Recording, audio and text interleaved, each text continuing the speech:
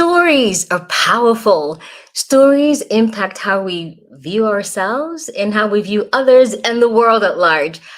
Are you interested or thinking or wanting to learn more about stories and storytelling? Well, you've come to the right place. More after this.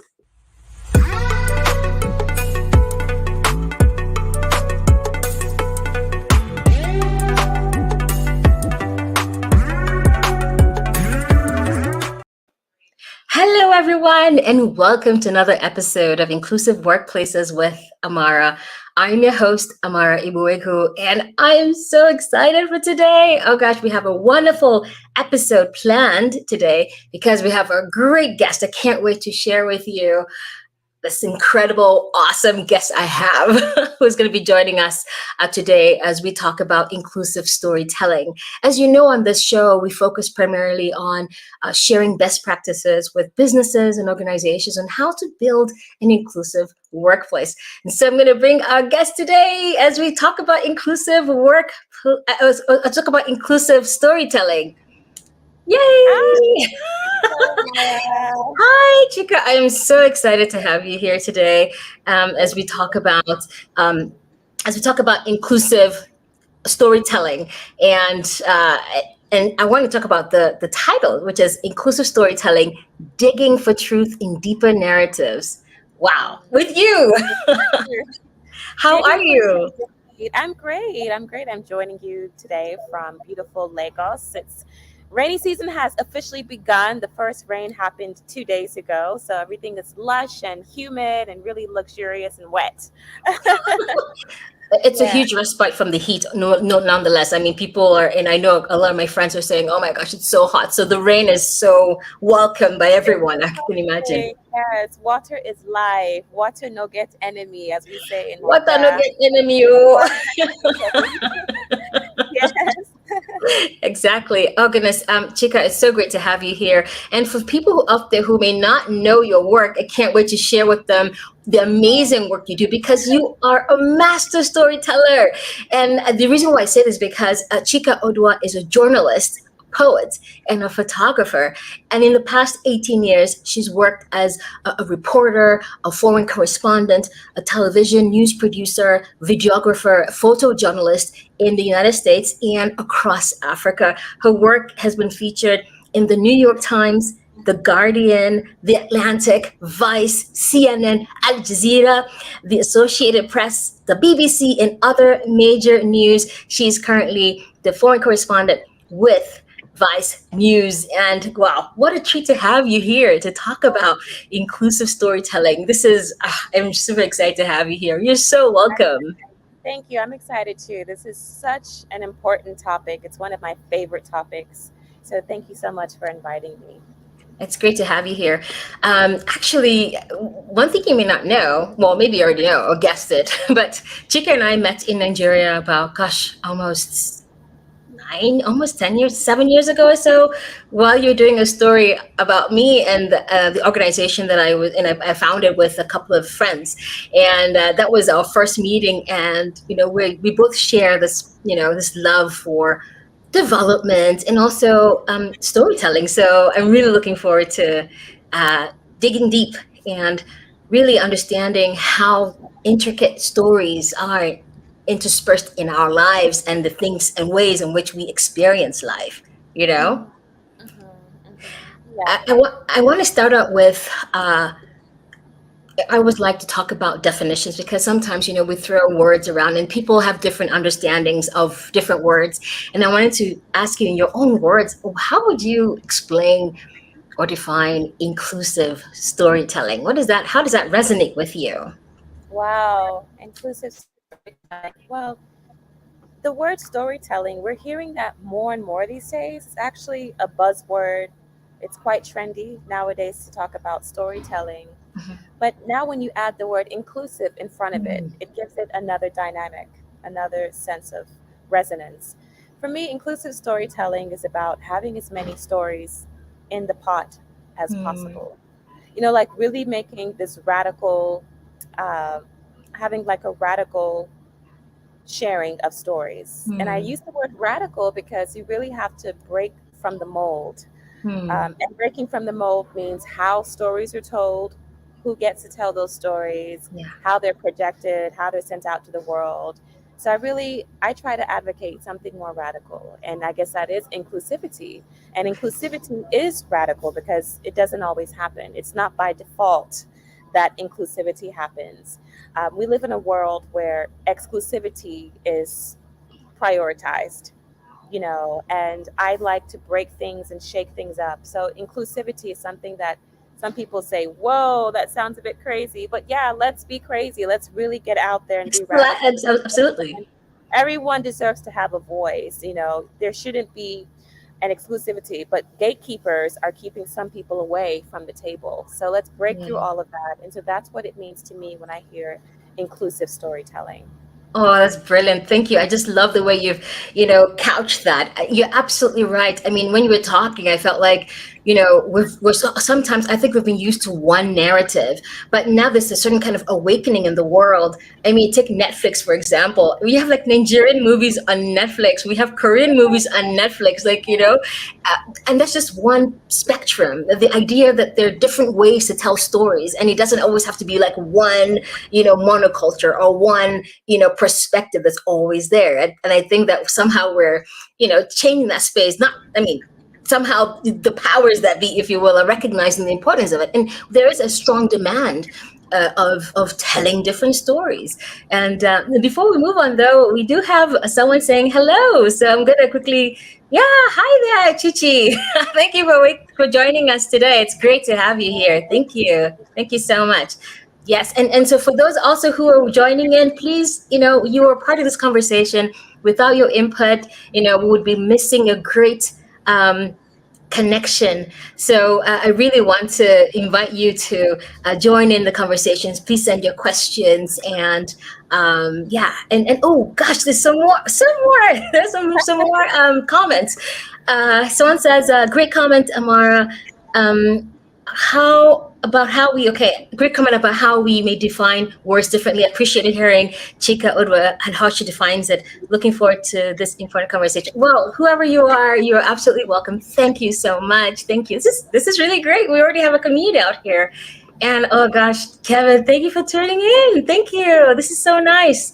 Thank you. Yes, looking forward to your conversation, your contributions, and yeah, we're on a good on a good start.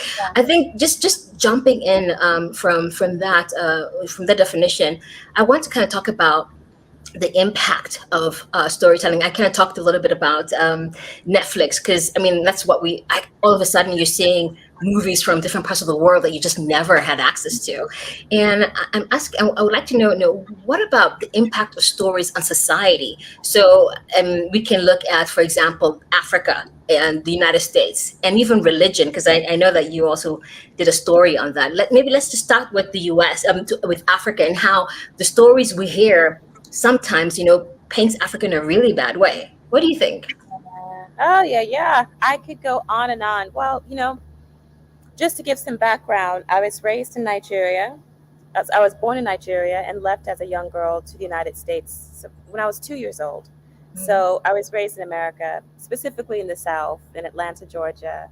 And growing up there, I was so strucken by how Africa was portrayed and Mm-hmm. how people understood Africa. I mean, just even introducing myself in class, Chika, just the laughter that would come after I say my name and things like that. And so Africa was really a place that was demeaned, and people just felt anyone who comes from there Mm-hmm. is poor, should not be speaking English, Yeah. must have some diseases. It's just a list of negativity. Right. And this is coming from many people from the United States. It's not just coming from white people. Many Mm-hmm. people in the US have these very negative views. And this is literally because of the stories that they have heard. And the Absolutely. stories are not the best. When Mm. you open the books, the textbooks in the United States, the only thing that people know about Africa is really ancient Egypt and the pyramids.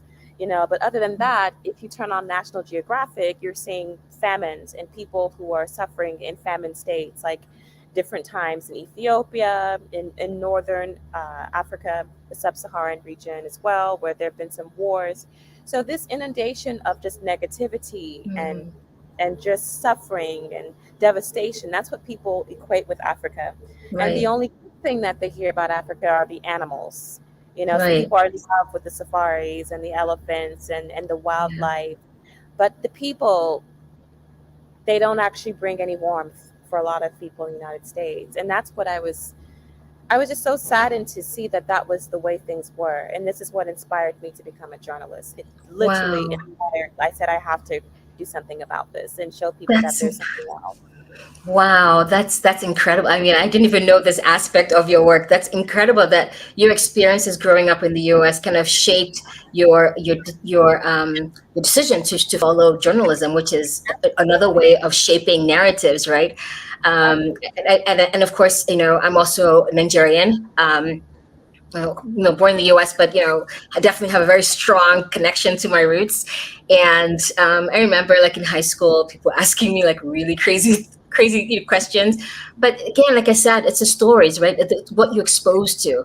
And I think about even now living in Europe, and when I talk to people, I say, "Oh, I'm American or I'm Nigerian American," which I say sometimes. Um, they say, "Oh my God, you live in America? You're from America? Isn't it like? Did you have like guns everywhere? Like, it's so violent and terrible." And okay, back in the day, I was living in San Francisco, and I'm like, violence? What? Like, what do you mean guns? I never seen a gun, back then. And I just think that the way people also view America can also be very, very negative because, again, that's what we see in the US. I mean, of course, we do have a gun problem, but you don't see people carrying guns like on the streets everywhere in all 50 states. Like you just don't see that, right? I don't know. Maybe I'm wrong. I don't know. What's your interpretation?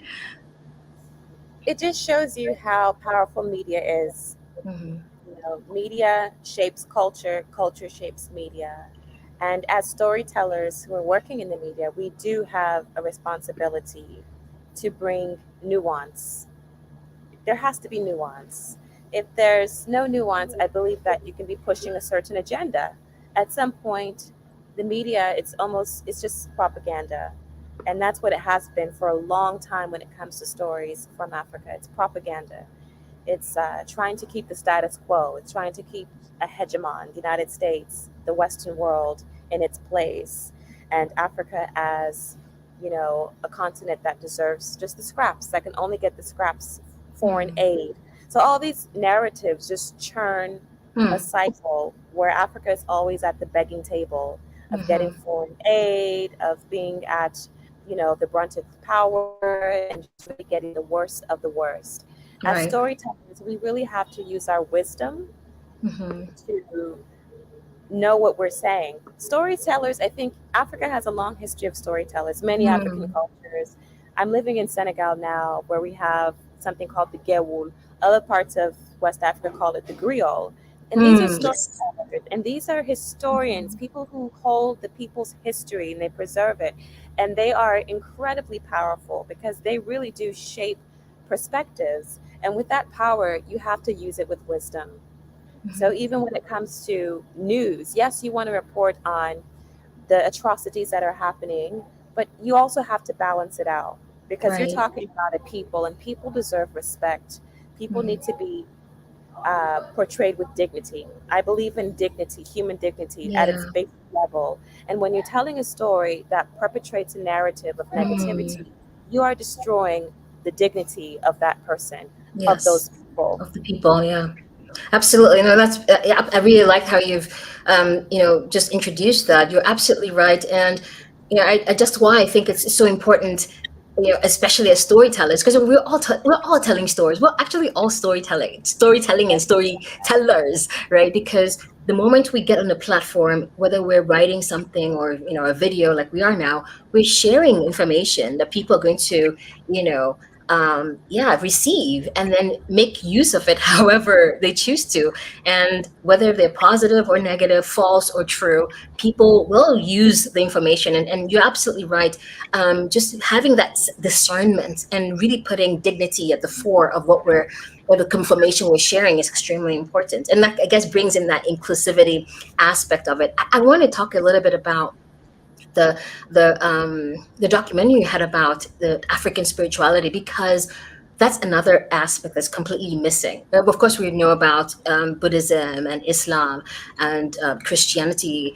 I mean, there's so many other kinds of religions out there, but then African spirituality, Igbo spirituality, like that is just nowhere, I mean, in the open. So it's amazing I wonder how did you even come up with the idea, and just kind of tell us how you were able to, because that's another inclusive way of bringing in an element that we never get to see, right? Yeah, spirituality is a profoundly important topic in my own life and as a professional. It's something I've always followed, even as a reporter in the United States. I've done stories on Buddhism, on the Mormon Church, on atheism. So spirituality, I follow it as a journalist. And when it comes to spirituality in an indigenous sense in Africa, we don't hear enough stories. When you think about it, when I sat down to think about it, when you look at Asia and how many Asian societies, they still practice and honor their indigenous spiritualities. People in Japan still, many of them still follow Shintoism. You've got Buddhism. Millions of people practice Hinduism, Jainism. There's so many spiritualities that are highly respected in Asia, and Western powers respect those spiritualities. But when it comes to Africa, no. It's like, no, this is all literally demonism. This is all Satanism. You guys are talking to the devil. And this is how it was portrayed. So it was completely wiped out. Islam and Christianity replaced much of it. Much of it. So therefore, people were told that our ideas about God, they are not correct. Not only are they not correct, they're evil. And inferior.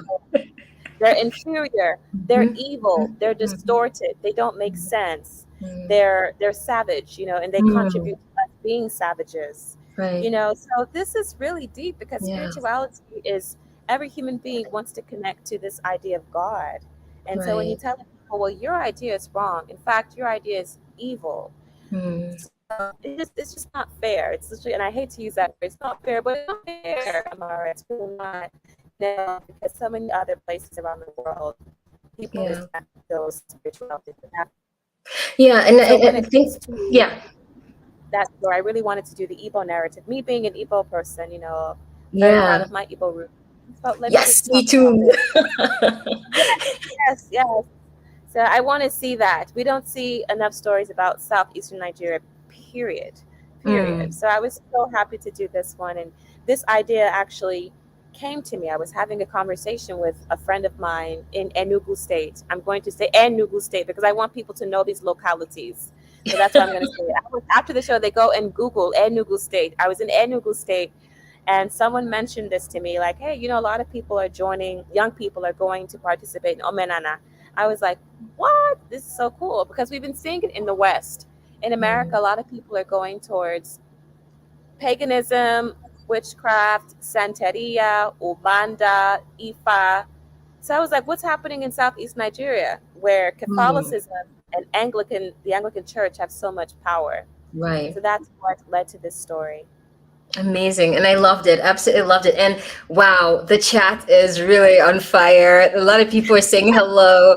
So I'm just like, oh, there is Juliet. Hello, Juliet. Thank you so much. You see, this is really helping us. It's motivating us to know that people watching and joining in. We also have Tony from Canada. Hey, welcome. Thank you. And he says, echoing Amara, storytelling can be very powerful. Absolutely. We have Chidima Carter here. Hello. And we have someone over here saying hello to you, Chika. Hi. You're very much a part of this conversation. So please tell me about your experiences with storytelling. If you're in the chat section, please, share some stories. Tell us your ideas or perspective on what we're talking about. Is it resonating? If you're from Nigeria, is this resonating with you? What do you think about, what Chika just mentioned? I think like a lot of times, because of the way, or let's say Nigerian or Igbo spirituality, even be more specific, has been somewhat demonized. Even the Igbos have a very negative view, around our religion. And so I wonder, coming back and kind of taking a step back and looking at storytelling in general, sometimes we begin to believe these negative stories about ourselves, right? So I guess my question now is like, who gets to tell our story? Who gets to tell our stories, right? We should be asking ourselves that question. Mm, that's so interesting. Many Africans have internalized the negativity, absolutely, in Mm, so many ways. So many of us don't answer our names, the names in our languages. It mm, starts from there, from your name, from your language, from your clothes, your spirituality, your educational system. All of it is colonialized. mm, This is why I commend the young people in South Africa for having these decolonized movements, to decolonize education and so many facets of life, because we mhm, really are still living under the effects of colonialism. The legacy mhm, is still very much over our head as Africans. And as Africans, we're constantly having to navigate who we are in that space. I'm mm, not saying we have to go back to pre colonialism. No, that's impossible and that's ridiculous. But what we do mm, have to do is manage ourselves in a way that makes sense, in a way that doesn't demean who we are, that doesn't demean where we come from. right. So everyone has to make that decision. How will I navigate this space? We are all, as Africans, I think by default, we are highly cosmopolitan. Many of us Mm, speak more than one language. Many of us right. have migration stories. We migrate, if not to other continents, then within our continent. If Mhm, you look at just West Africa, there are so many Ghanaians in Nigeria, Nigerians everywhere. Like, we're people of migration. We are mm, cosmopolitan by default. We are complex. And I think that that mm, complexity is beautiful. How can we manage that complexity with the influence of colonialism? That's something we all have to ask ourselves. So when it comes to who you want to portray yourself, I think everyone has to really ask themselves that question. So when you choose to use names, English names, what are you saying to your great great grandparents? We have to ask ourselves these questions. When it comes to who has the power to tell stories, a lot of it is about who has the money. We live in a highly mm, capitalistic world, and telling stories, it costs money, especially if you want to broadcast these stories. mm, You need internet connection. You often need microphones. You need good production quality. So nowadays, storytelling is it's equated with who has money. It fits into that mm, narrative of capitalism. So if you can finance your storytelling missions, then you can have that power. And of course, when it comes to money, there's an imbalance. The Western world has more of it, so automatically they're the ones who have the power to tell stories, and they are the ones who are doing so. And in the grand scheme of things, so many journalists who are reporting in Africa to the Western world are Western journalists. We do have a number of African journalists. Of course, there are more African journalists, but how much funding mm, do they get to take their stories beyond? mm, right. Yeah, this is a really, you mentioned a lot of things now, the aspect of class and access, right? How do you get access to to tools, for example? But what about, the democratization of social media? And that is like literally anyone could use a smartphone, right? Because that's also a storytelling mechanism. They can use a smartphone. It can use a lot. You could have different social media platforms to share that story. But you're absolutely right. I mean, then who gets access to that? Because you still need money, because sometimes it's quite expensive, especially if you live in Africa where the internet connection is horrible and super expensive, right? At the end of the day, you just get drowned out, which is true, because when you look at YouTube and look at the number of content creators, I mean, the disparity is just massive, right? So I guess, the repercussion of that is that we don't get to hear a lot of our stories out there. And the ones that you do hear, it's often again about terrorism and earthquakes. Well, we don't have earthquakes here, but anything like natural disasters. And of course, it's about just violence and disease, outbreaks, epidemics. We just really have to do a better job at trying to portray and tell the richness of this continent. And for me, it's about complexity and nuance. I always stress these two words, complexity and nuance. So when you're talking about, the mother who is going to work, it's not just talking about her struggle. It's talking about her joys and her successes and her future. We have to bring all of that in. It's about seeing the wholeness of Africans. Africans oftentimes, we're not seen as whole people. We're chopped up into pieces. I'm trying to bring us all back together again, and so we can see the wholeness of who we are. That's really powerful. Thank you. We have a couple of feedback on the chat, so I'm going to bring it in here. So we have Chidima, who says colonialism wasn't bad at all, and she says that it brought Christianity, which did a lot of good. And I wanted to just hear your input there. What do you think? Yeah, I think she said it wasn't all bad. Yeah. I would say that Christianity, it did do some bad. There are incidents documented where the missionary movement and the push for Christianity by force, especially in Southern Africa, where people who refused to convert were killed, by the dozens. And I would like to encourage your viewer to go and look at this history. If someone refuses to join your church, should you kill them? Because this happened. This happened. If you just literally take the time to read history, you will see this. And of course, now you have a power shift. You have a dynamic. If you do not worship this person, we are going to kill you. And it happened even in southeastern Nigeria, because I can see from the person's name of this commentator that she's from southeastern Nigeria. I encourage you. This happened in parts of the southeast where the push for Christianity led to the deaths of human beings. That in itself is anti-Christian, from what I understand of Christianity. Christianity did tell us that we have to change our name. So when you want to go to certain churches, you cannot have an Igbo name. You have to answer Latin names or names of people from the West. Again, what Christianity did that was not good, that was quite harmful, it made us feel inferior. It made us feel like where we're coming from is evil, that we are couched in this black evilness that needs to be cleansed by this religion. That is not the way you reach people and preach grace, a gospel of grace, by making people feel inferior. So the way it came was not the best approach. And some of the messaging that was passed on and still is being passed on is highly, it's highly concerning.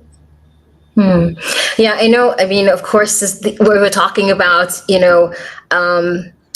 inclusive storytelling and how our lives are connected with the things we hear. And of course, when we talk about religion, it's a very, how do you say, it's a polemic. It's polarizing in the sense that, people have very strong views around, for example, any religion really. And the history is out there. I mean, the history, is there for all to see, like all the good things and all the really evil atrocities that were committed under the guise of, God or, or other entities. Yeah. So I think that, Amara, if I can just mention, I'm a bit pumped up now because, I just get really a bit frustrated when I hear people always say, oh, colonialism, it wasn't all that bad. What? A people came from outside, destroyed your communities, absolutely destroyed. How is that not bad? People like to bring that up. Oh, it brought roads. Yes, but those roads, to make those roads, you cut down thousands of trees. You destroyed ecosystems. So whenever I hear that narrative, it wasn't all that bad. Oppression is always bad. I'm not going to apologize. It is bad. Oppression is bad.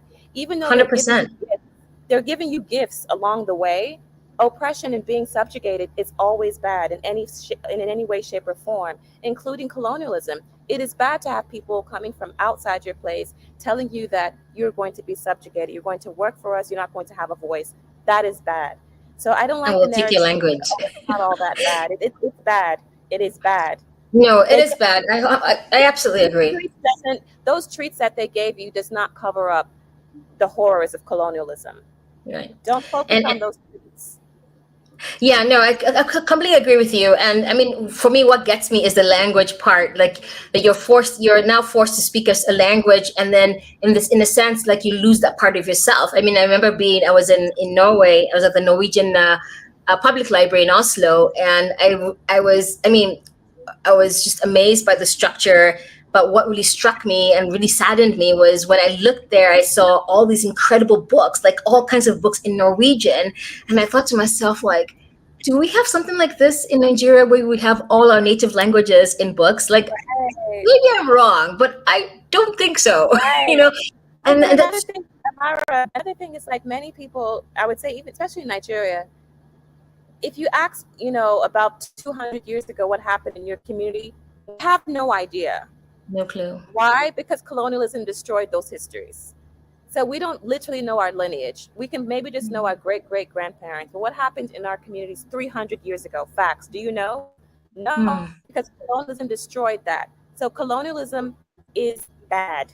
There's no two-way, there's no nuance about it. It's bad. It destroys who you are and cuts you off from where you came from. Yeah, absolutely. I mean, I see. Okay, I'm gonna kind of pivot a little bit. And not to stay too long on the topic here, but I'm gonna just like, go into the chat and yeah.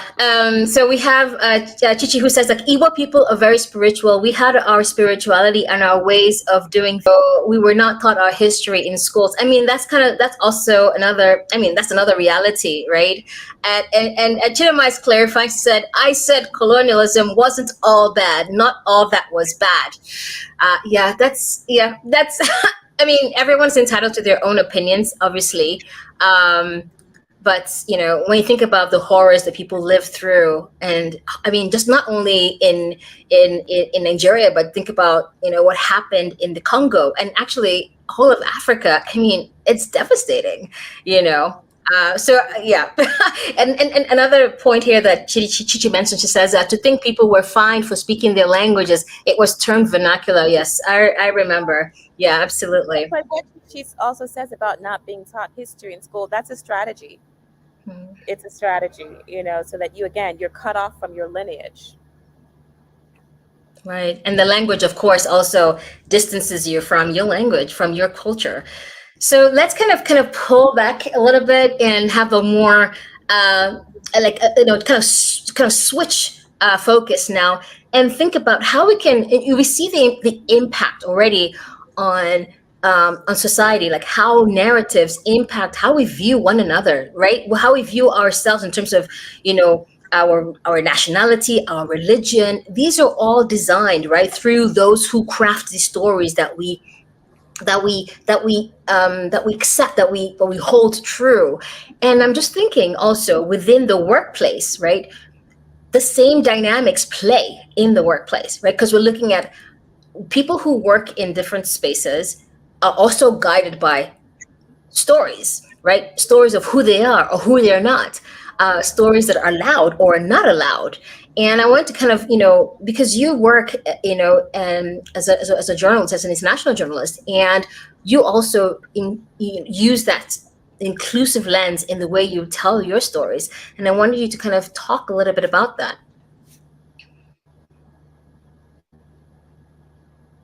Did That's you? correct. It all starts from the stories that I even pitch. Hmm. It starts from pitching. And when you look at the international news space, the stories that are often pitched, are stories about violence, about war, as I've mentioned before.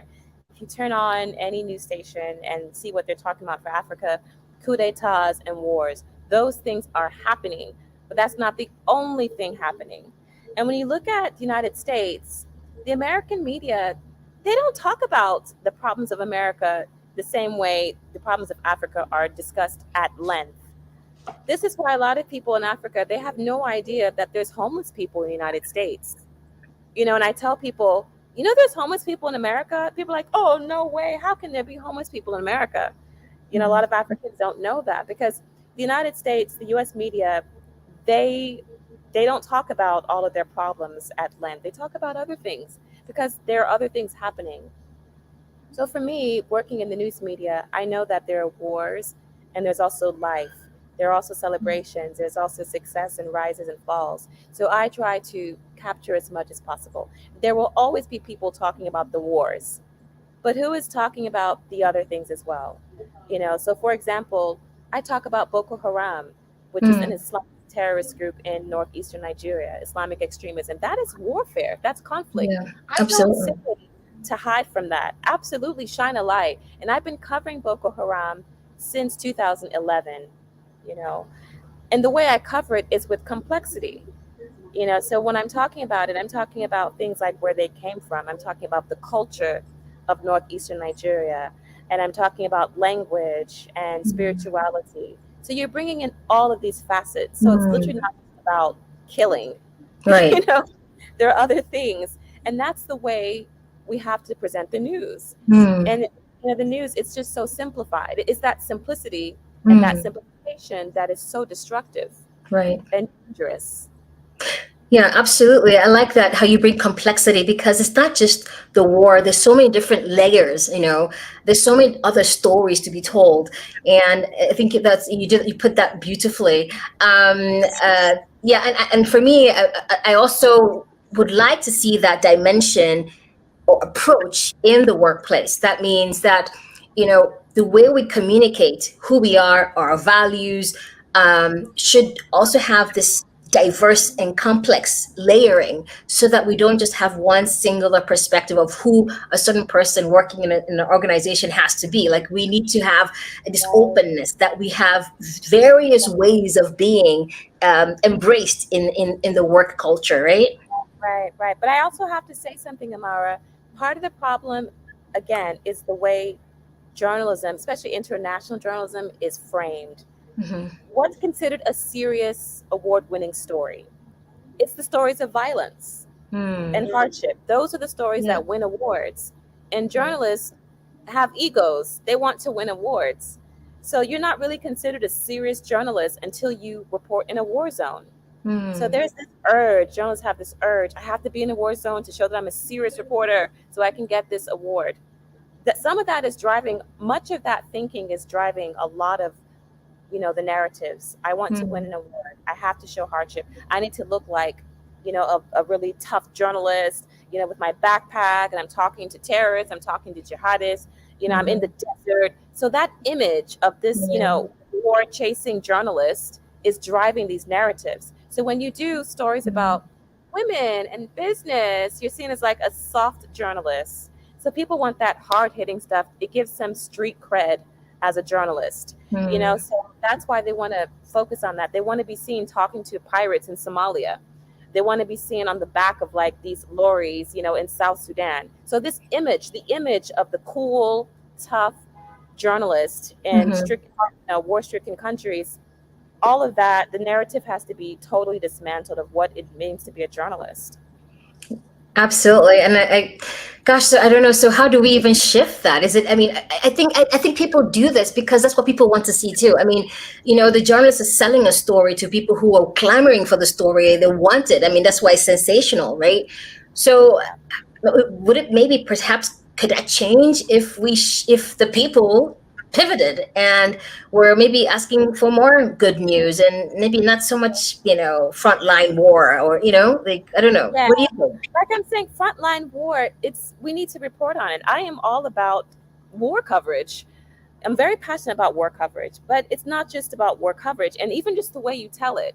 I can always see the difference between someone who is from that country. The way they report on that war is different from someone who is from the West. It is Mm, always different. Even the way they approach the people, the shots that they use, there's always a clear difference because there's a care.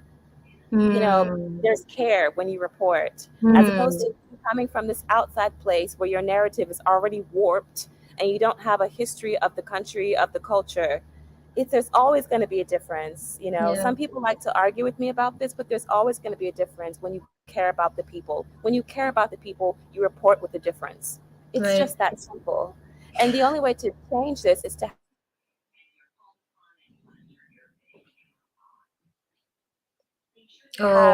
more faces Oh, operating as okay. gatekeepers. operating as gatekeepers so that they can also make decisions. But unfortunately, they're just not enough. The gatekeepers are still coming from a certain part of the world. Right. I mean, I think what I hear from what you just said now is the need for complexity again. That we let's cover the war. Let's go down to the the gory experiences, but then we need to also balance it out, right? And that's where if you're coming from a certain country and you're reporting, you're definitely going to show different sides as opposed to maybe having no connection and no heart connection with the land, which then makes you go all in on the really sensational part of Exactly. war coverage. Exactly. And this is exactly why, Amara, you rarely see people from Africa covering the United States in America. Mm, You don't see an African correspondent, a Kenyan lady, in Washington D.C. reporting, talking to Americans, because the idea is, you're from Africa. What do you know about America? You can't report on mm. America. Let an American report on American. So they always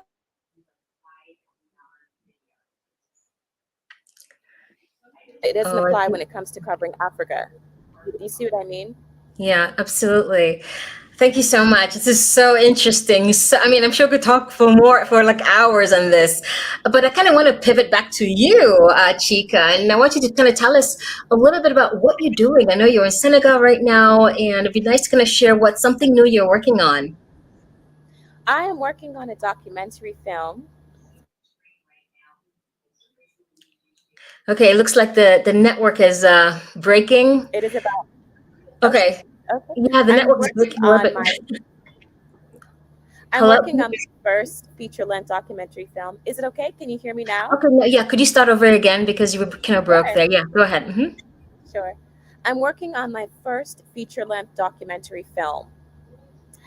I've done Beautiful. films in the past, but these films were always for broadcast television. So this is a cinematic film, something you can see in a movie Wow. theater. And it's Wow. all about, the violence in northeastern Nigeria and how people are living in despite of the Hmm. violence, how life is still going on. People are still getting married, babies are still being born, what people are still, Wow. enjoying themselves and trying Mhm. to do the best they can while Boko Haram is waging war all around them. And so Right. the film really looks at my perspective as a Mhm. Nigerian American journalist trying to understand the complexities of northeastern Nigeria. Right. That's amazing. I would love to talk to you about that too. When that gets released, I'm sure it's going to do great. And this is why we need more voices and more storytellers telling our stories, in our own way. I think the work you're doing is absolutely brilliant, and the fact that you bring this layer is so inspiring and powerful, because that means that I'm sure there are other filmmakers in Nigeria, also in the diaspora, who may, see that and then be inspired to say, you know what, I want to tell another story or a different type of story, right, Chika? That's And correct. I'd love to see other filmmakers in this space. That's where I'm moving more towards, more long form filmmaking. That's really where I see myself. And also bringing in the art, so the poetry and the performance art. mm, These are all ways to tell stories, and we've been doing this since the beginning of time. beautiful. Thank you so much. And as we kind of like round up right now, I think we've talked about many things. We've talked about inclusive storytelling in through different lenses, right? And it's I think that many people would definitely want to learn more about your work. And I'm just wondering, could you tell us, where people can find you? I know you already shared on with me, where we can find you, but maybe there are other things that you do that people can easily connect with you. Thank you for putting it there on the ticker. It's really social media. Chika the Explorer, Instagram, and then the Twitter. My website is chika-oduah at gmail.com. And I also have a blog, chikaoduahblog.com. That's the best way to reach me and just to keep in touch with what I'm doing. Awesome. Thank you so much. Unfortunately, it looks like we're having some technical difficulties on LinkedIn because of the streaming. But I think for the most part, people got like the gist of our conversation. I want to thank you so much for coming on the show today. It was super interesting, and I really learned a lot. And yeah, it's been great having you here. Thank you so much. And for those out there, if you had a question, and I know that I don't know if people can see this now. But if you're watching, thank you so much for joining us, and thank you so much for your voice, for joining the conversation. This has been really, really awesome. We'll definitely be reaching out in your comment section and responding to any questions that you may have left there. So thank you so much, and until next time, be well. Thank you. Thank you so much. Thank you, Thank you. Amara. Appreciate it. Thank you, Chika.